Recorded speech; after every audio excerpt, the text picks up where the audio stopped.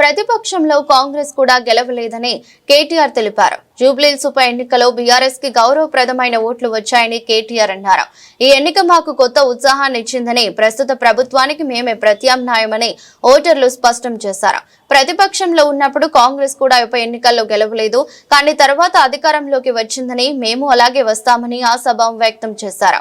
ప్రజలకు అవసరమైన విషయాలే తాము మాట్లాడామని, ఇతరుల్లా బూతులు మాట్లాడలేదన్నారు. బీఆర్ఎస్ పార్టీ గెలుపు కోసం కష్టపడ్డ నాయకులు, కార్యకర్తలకు పేరు పేరున ధన్యవాదాలు. బీఆర్ఎస్ పార్టీ ఓటు వేసిన జూబ్లీహిల్స్ ప్రజలకు ధన్యవాదాలని కేటీఆర్ అన్నారు. అదేవిధంగా 2014 నుండి 2023 వరకు జరిగిన 7 ఉప ఎన్నికల్లో అప్పటి ప్రతిపక్షంగా ఉన్న కాంగ్రెస్ పార్టీ అన్నిట్లో ఓడిపోయింది. మేము 2 ఓడిపోయి 5 ఉప ఎన్నికల్లో గెలిచామని మీడియా సమావేశంలో పేర్కొన్నారు.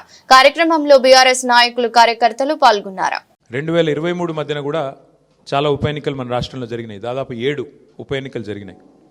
ఈ 7 ఉప ఎన్నికలు పాలేరు కానీ, నారాయణ ఖేడ్ కానీ, హుజూర్ నగర్ కానీ, దుబ్బాక కానీ, నాగార్జున సాగర్ కానీ, హుజూరాబాద్ కానీ, మునుగోడు కానీ, ఈ అన్ని ఉప ఎన్నికల్లో మీరు ఆ రోజు కనుక గమనించినట్టయితే అప్పటి ప్రతిపక్ష పార్టీ కాంగ్రెస్ పార్టీ, ప్రధాన ప్రతిపక్ష పార్టీ, ఒక్క ఉప ఎన్నికల్లో కూడా గెలవలేదు.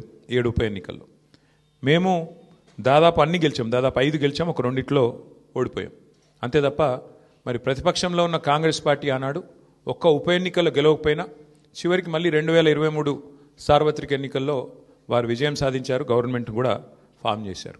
అట్లాగే మధ్యలో జిహెచ్ఎంసీ ఎన్నికలు వస్తే కూడా, గ్రేటర్ హైదరాబాద్ కార్పొరేషన్ ఎన్నికల్లో కూడా మరి ప్రతిపక్షంలో ఉన్న కాంగ్రెస్ పార్టీకి ఆనాడు కేవలం 1-2 కార్పొరేటర్ సీట్లు వచ్చిన విషయం కూడా ఒక్కసారి గమనంలోకి తీసుకోవాలని చెప్పి కూడా నేను కోరుతాను.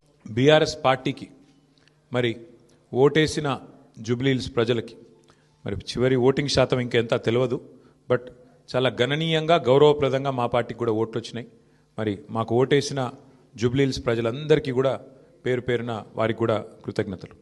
సరే, సహజంగానే ఒక రాజకీయ పార్టీగా ఎన్నికల్లో దిగినప్పుడు గెలుస్తామనుకొని దిగుతాం, గెలుస్తామనుకొని కొట్లాడతాం, గెలవాలని కొట్లాడతాం, అట్లనే కొట్లాడినాం. గత 2 ఏళ్లుగా బీఆర్ఎస్ పార్టీ ప్రధాన ప్రతిపక్ష పార్టీగా తన పాత్రను అద్భుతంగా పోషించింది. ప్రజా సమస్యలను మరి కేంద్రంగా చేసుకొని ప్రజల వాదనను, ప్రజల వేదనను ఇవాళ ప్రభుత్వం ముందు పెట్టడంలో, అది శాసనసభలో అయితేనేమి, ప్రజాక్షేత్రంలో అయితేనేమి, సోషల్ మీడియాలో అయితేనేమి చాలా బలంగా బీఆర్ఎస్ పనిచేస్తున్నది. మా పని ఇట్లాగే భవిష్యత్తులో కూడా కొనసాగుతూనే ఉంటుంది.